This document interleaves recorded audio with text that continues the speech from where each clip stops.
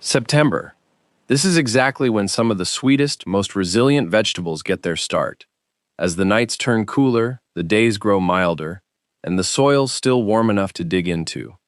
In this video, you'll see 15 vegetables you can plant right now, from fast-growing greens ready in weeks, to root vegetables that only get sweeter the longer they're left in the ground. Some of these might surprise you. A few are things you're probably already growing wrong. And by the end, you'll know exactly what to plant this month to keep your garden producing well into fall. Let's get started with number 1, spinach. Let's start with a green that deserves way more credit than it gets. Spinach is often called nature's multivitamin. 1 cup gives you vitamin A, vitamin K, iron, and folate. Yet most people only grow it in spring, and they never try it again. Here's why. Spring spinach bolts the moment temperatures rise. It shoots up a flower stalk and turns bitter almost overnight. September flips that story completely. The soil is still warm enough to wake the seeds up, but the air is finally cooling down. That balance is exactly what spinach wants. Slower growth, sweeter leaves, no rushing to seed.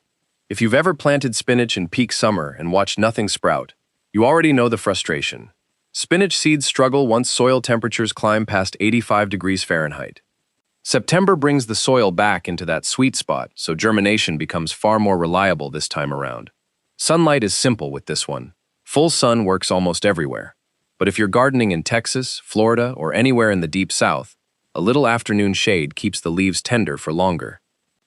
For beginners, one variety stands out. Bloomsdale has that classic crinkled leaf, rich flavor, and a forgiving nature that makes it perfect if this is your first attempt. From seed to first harvest takes about 40 to 50 days. That puts fresh, homegrown spinach on your table well before the holidays. And when you're ready to pick, don't pull the whole plant. Just cut the outer leaves and let the center keep producing. One planting can feed you for weeks. Plant it 2 inches below the soil surface. Water consistently, especially during the first 2 weeks. And if a light frost hits your garden later in the season, don't worry. Spinach actually gets sweeter after that cold snap touches it. Simple to grow, hard to kill, and quietly one of the most rewarding vegetables on this list. Number 2, lettuce. September is one of the best months to plant lettuce. What makes it worth the effort is how quickly it rewards you. Loose-leaf lettuce goes from seed to first harvest in about 30 days, which means a fresh, homegrown salad is closer than most people think. The cooling September air only helps. It keeps the leaves crisp and sweet, instead of turning bitter the way they do under summer heat. September is far from too late for this crop. Loose-leaf lettuce grows fast enough that even a late start has plenty of time to reach harvest before the season winds down. And it doesn't just survive once the first frost arrives. It actually improves because of it. A light touch of cold doesn't damage the leaves. It slows the growth down and makes them taste even sweeter. The real secret to keeping this harvest going isn't planting once. It's planting in successions. Sow a small batch of seeds this week, then another small batch next week, and repeat that every 7 to 10 days. By the time your first batch is ready to harvest, the next one is already growing behind it. That's how fresh lettuce stays on your table for weeks, not just once. When it's time to pick, don't uproot the whole plant. Just cut the outer leaves close to the base. The center keeps producing, and you'll be harvesting from the same plants again in just a few days. Fast, forgiving, and rewarding, almost immediately. That's why lettuce belongs early on this list. Number 3, kale. Most people remember kale as tough, bitter, and hard to enjoy. That reputation comes from summer kale, picked before the weather ever had a chance to work its magic. Cold weather changes kale at a chemical level. As temperatures drop, the plant converts its starches into sugars as a natural defense against the cold. That's not a gardening trick. That's science working in your favor. This is exactly why September planting makes such a difference. A light frost doesn't harm kale, it transforms it. Leaves that would have tasted sharp and tough in July come out tender and slightly sweet once winter starts creeping in. Some gardeners even wait for that first frost on purpose before harvesting, because the flavor afterward is that much better. Choosing the right variety matters too. Curly kale is the most common, but for beginners, lacinato, also called dinosaur kale, tends to be more forgiving and slightly milder in flavor. It's a great place to start if this is your first time growing it. And kale doesn't just survive frost, it holds up through real cold. In many regions, it keeps producing leaves well into winter, long after most other crops have already finished for the season. Tough on the outside, surprisingly rewarding on the inside. That's why kale earns its place as this list's winter warrior. Number 4. Arugula. Arugula is often called the gourmet green, and September is exactly when it earns that title. Few crops move from seed to harvest as fast as arugula does, often in just 20 to 30 days. That quick pace works in your favor for another reason, too. It grows so fast that it's often ready to harvest before pests even find it, which means less trouble and less spraying compared to slower-growing greens. Its flavor is what people either love or need to understand better. That peppery, slightly spicy bite comes from natural compounds in the leaves, and it gets stronger the older and larger the leaves get. If you prefer a milder taste, harvest arugula young, while the leaves are still small and tender. Wait longer, and you'll get that bold, restaurant-style bite that arugula is known for. Fall makes this crop even better. Cooler September temperatures slow the plant down just enough to soften that peppery edge, giving you leaves that are flavorful without being overwhelming. It's one of the reasons arugula is considered one of the best fall greens you can grow in the USA. Timing still matters, though. Arugula can be planted well into September in most regions. But the closer you get to month's end, the more you're racing the first hard frost. If you're planting late in the month, choose a spot with good sun exposure to help the plant along. Fast, flavorful, and low maintenance. Number 5. Swiss chard. Swiss chard is proof that a vegetable garden doesn't have to sacrifice beauty for function. For beginners, this is one of the most forgiving crops you can grow. It's not picky about soil, it tolerates some neglect, and it keeps producing for months instead of giving you just one harvest. That makes it a low-stress choice if you're still building confidence in the garden. What makes Swiss chard stand out visually is its color. Rainbow chard, in particular, grows stems in shades of red, gold, pink, and white, all on the same plant. It looks less like a vegetable bed and more like an ornamental flower arrangement, which makes it a favorite for gardeners who want their raised beds to look as good as they taste.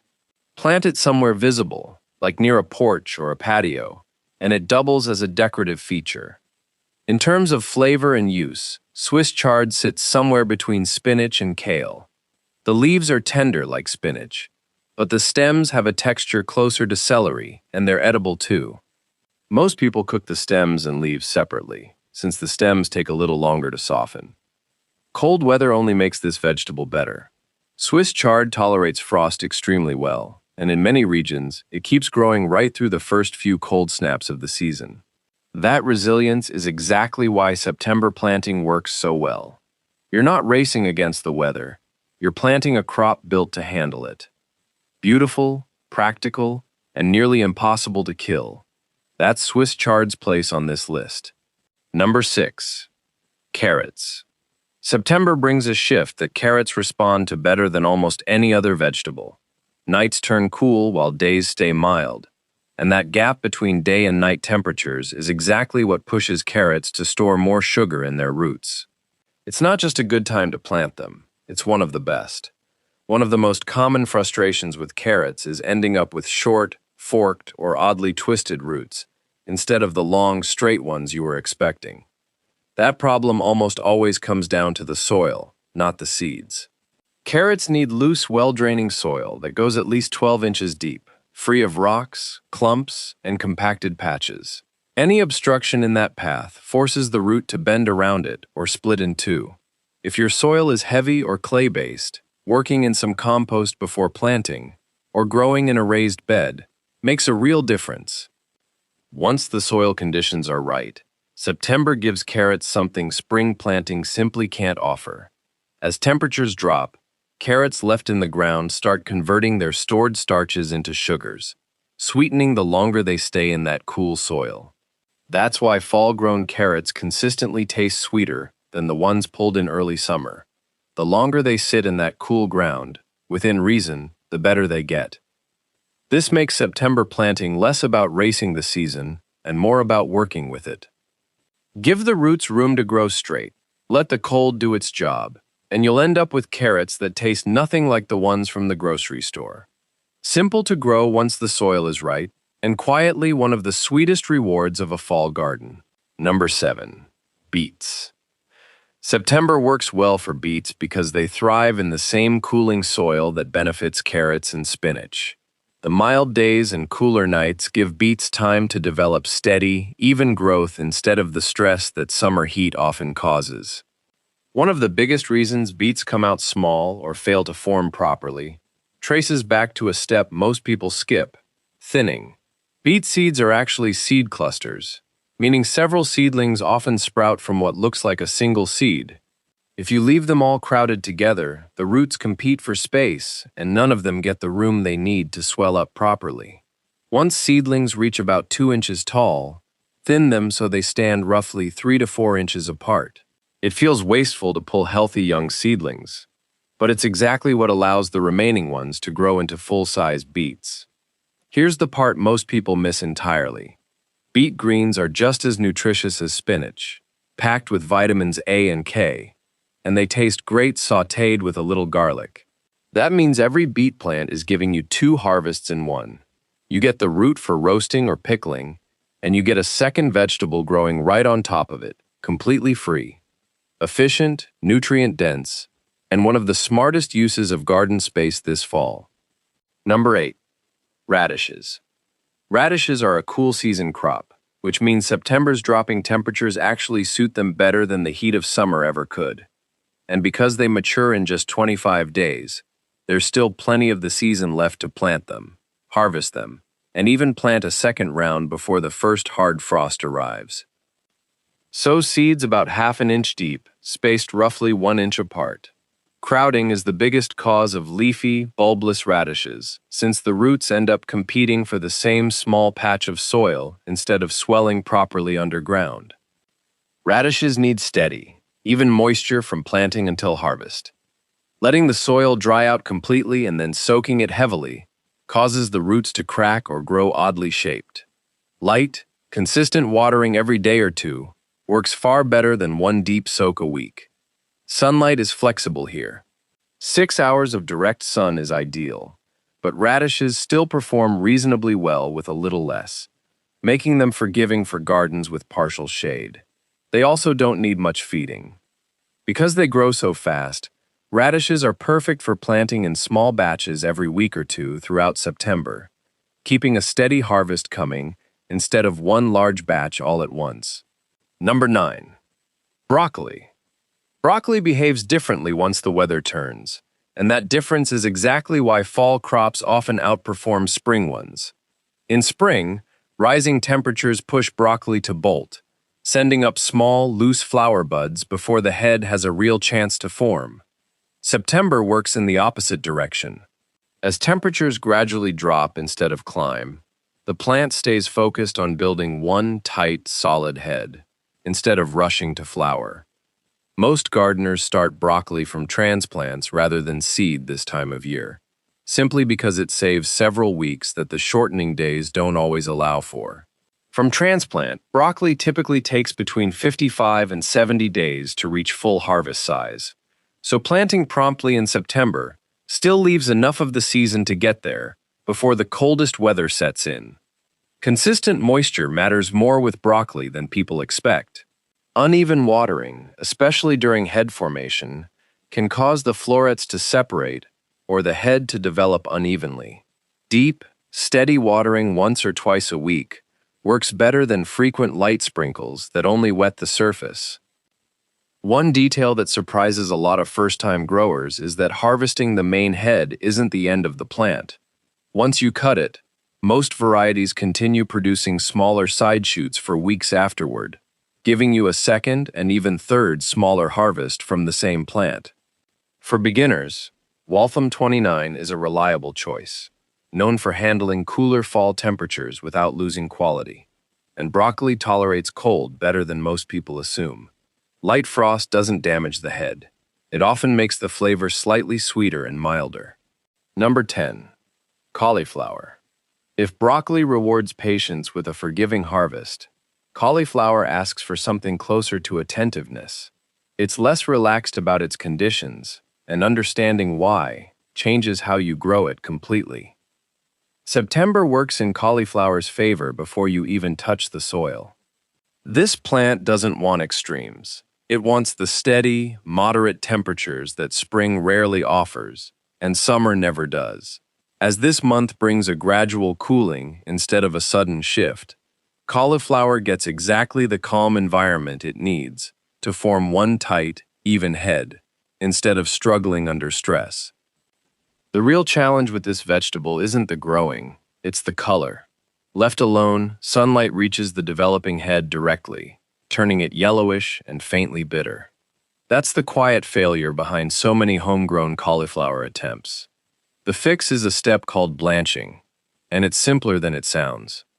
Once the head reaches roughly the size of an egg, gather the outer leaves up and over it, then secure them loosely with a piece of twine or a clothespin. That small covering blocks sunlight from reaching the curd while it continues developing underneath, staying pale, tender, and clean instead of turning dull and bitter. Moisture matters just as much as light control here. Let the soil dry out during head formation, and the plant often responds by buttoning, splitting its energy into several small, loose heads instead of one solid crown. Deep, steady watering once or twice a week keeps that risk close to zero. Cauliflower asks for more attention than most vegetables on this list, but the reward is a head that looks less like something you grew and more like something you earned. Pale, dense, and full of flavor, no grocery store shelf can match. Number 11. Cabbage. Cabbage is a cool season crop, and the gradual drop in temperature this month gives it the steady, moderate conditions it needs to form a tight head instead of one that grows loose or splits under stress. Plant it too early in the heat of summer, and the plant struggles. Plant it in September, and it settles into exactly the rhythm it wants. From transplant, most varieties take 70 to 90 days to form a complete head, which lines up almost perfectly with a September start. That timing gives the plant enough of the season left to mature fully before the coldest weather sets in, without rushing it and without running out of time either. There's also a reward built into that timing, because September planting means cabbage is often maturing right as the first light frosts arrive, and cold doesn't hurt this vegetable. It improves it. The same chill that would ruin a summer crop actually softens cabbage's natural sharpness, leaving behind a milder, slightly sweeter flavor than anything harvested in warm weather. The one thing worth watching for during this window is pest pressure, specifically a small green worm that chews ragged holes through the leaves. The good news is that September works in your favor here too. As the air cools, the butterflies responsible for those worms become far less active, which means fall-planted cabbage naturally faces less pressure than a spring crop ever would. A lightweight row cover, placed over the bed right after transplanting, handles the rest, without needing any spray at all. Time it right, protect it early, and let the cold do the rest. That's how a loose cluster of leaves in September turns into one of the most versatile vegetables in the entire garden by the time winter arrives. Number 12. Brussels sprouts. Brussels sprouts don't grow the way most people picture them. Instead of one head like cabbage or broccoli, this plant sends up a tall single stalk, and dozens of small sprouts form along the sides of it, each one tucked into the base of a leaf. September is exactly when this plant needs to get going. Brussels sprouts take a long time to mature, often 80 to 100 days, and they need every bit of that runway before the coldest part of fall arrives. Planting now gives them enough time to fully develop before frost sets in, which matters more with this vegetable than almost any other on this list. One habit that makes a real difference along the way is topping the plant. About 3 to 4 weeks before your expected harvest, snip off the very top growing point of the stalk. That single cut signals the plant to stop putting energy into new leaves and redirect it into the sprouts already forming below. Without this step, sprouts often stay small and loose. With it, they grow noticeably larger and more tightly packed. And then there's the payoff worth waiting for. Brussels sprouts are often called the candy of the fall garden, and that's not an exaggeration. A light frost doesn't damage them. It transforms them, converting some of their stored starches into sugars and softening the bitter edge that turns so many people off store-bought sprouts in the first place. That's exactly why homegrown ones taste so different. They're usually harvested right after that first frost hits, at the exact moment the flavor peaks. Number 13. Kohlrabi. Kohlrabi looks like it does not belong in a vegetable garden at all. A round, pale bulb sits right above the soil line, with leafy stems shooting straight out of the top in every direction. Kohlrabi ready to harvest in about 55 days, which means a September planting still has plenty of time to mature before the coldest weather arrives. And the cooling temperatures this month bring actually improve the crop. It slows the plant down just enough to concentrate its natural sugars, which is why fall-grown kohlrabi consistently tastes sweeter and crisper than anything harvested during summer heat. The bulb itself tastes like a cross between a broccoli stem and an apple, mild, crisp, and slightly sweet, and it works two completely different ways depending on how you prepare it. Eaten raw, sliced into a salad, it has a satisfying crunch. Roasted in the oven, it softens and caramelizes slightly around the edges, turning into something closer to a comfort food side dish. What surprises most first-time growers is that the leaves on top aren't just decoration. They're just as edible as the bulb underneath. Nothing about this plant goes to waste. Treat them the way you'd treat any leafy green. A quick sauté with a little garlic is really all they need. Growing it is almost effortless. Direct sow the seeds into the ground. Give the plant some space, and let them do their thing. No staking, no daily watering, no constant attention, which makes kohlrabi one of the easiest and most forgiving vegetables on this entire list. Number 14. Cilantro. Cilantro has spent all summer fighting a losing battle against the heat, and September is finally where it stops fighting and starts thriving. This herb bolts almost the moment temperatures rise, shooting up a flower stalk and turning the leaves sparse and bitter within days. It's one of the most frustrating things about growing it in summer. Just when you want a steady supply for salsas and garnishes, the plant gives up. September flips that completely. As the air cools down, cilantro settles into the exact conditions it actually prefers, and instead of racing to flower, it focuses on producing full, leafy growth for weeks at a time. Something worth knowing here is that cilantro and coriander are actually the same plant. Cilantro refers to the fresh leaves and stems, while coriander refers to the dried seeds the plant produces once it flowers. So even if a plant does eventually bolt, it isn't wasted. Let the flowers go to seed, collect them once they turn brown and dry, and you've got coriander seeds for cooking. If you've ever bought a bunch of cilantro from the store and had extra stems left over, there's an easy way to keep the cycle going. Place the stems in a glass of water, roots down, on a sunny windowsill.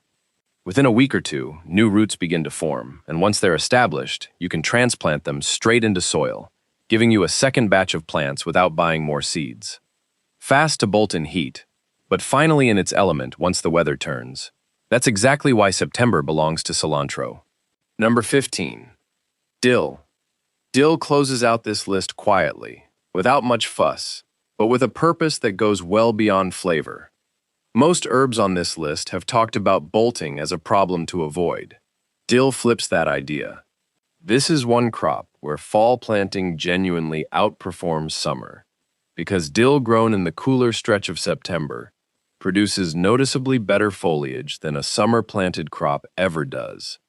Heat pushes dill to flower and go to seed almost immediately, cutting the leafy harvest short before you've had much chance to use it. September's milder temperatures slow that process down, giving you weeks of soft, feathery leaves instead of a plant that rushes straight to seed. Space is rarely an issue with this one either. Dill grows well in containers, which makes it an easy addition even if your garden beds are already full for the season. A pot with decent depth, some sun, and regular watering is really all it needs, making it one of the simplest ways to end this list without adding much extra work to your fall garden. Beyond the kitchen, dill quietly earns its place by attracting beneficial insects, especially the kind that prey on common garden pests. Let a few plants flower late in the season, and you'll often see ladybugs and other helpful visitors stopping by.